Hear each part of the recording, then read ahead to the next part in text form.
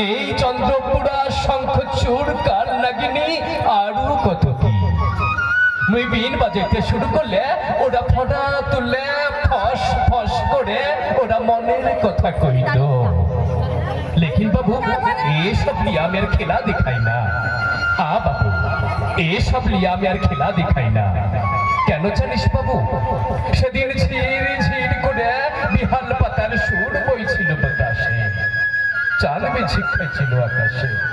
মোর Johann বেটিটা কাকে কলছিল ওই জিলের ধারে জল আনতে গেছিল বাবু। লেকিন বাবু মোর বেটিটা আর ঘরে ফিরে আসলো নাই। চারিদিকে খোঁজার পর মোর বেটিটার ওই গাঙের জলের ধারে মোর বেটিটা লাস্ট ভেসে উঠল। গ্রামের লোক কিরাইলো, শহরের বাবুগুলা নয়লো। শহরের বাবুগুলা ফটুর কলটা ত্যাগ করে চিক চিক করে মোর বেটিটার নাঙ্গা ছবিটা তুলে নিল বাবু।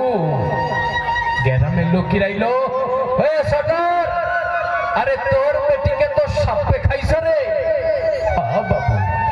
हाँ बाबू मोर बेटी के सापे खाइसे और मोर बेटी के उ सापे खाइसे जे सापेर बड़ बड़ चोख আছে, বড় বড় দাঁত আছে, বড় বড় নখ আছে।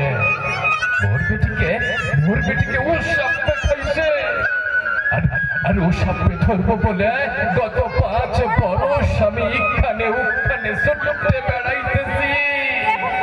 মোর বেটিকে নাকি সাপে খাইছে।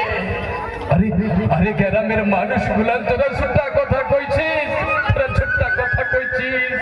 মোর বেটিকে নাকি সাপে খাইছে। আরে গ্রামের লক্ষ্মী পিতৃর মতো ডাগর ডাগর মাইয়া গুলা যখন কালসেল কাকে কলছিল আলতাপুরে ওই জিলের ধারে জল আনতে যায়, আমি তখন ডাইকে উঠি, পিটিয়া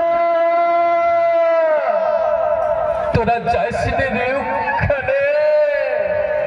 ওই জিলের ধারে সাপ আছে, যে সাপের বড় বড় চোখ আছে, বড় বড় দাঁত আছে, বড় বড় নখ আছে।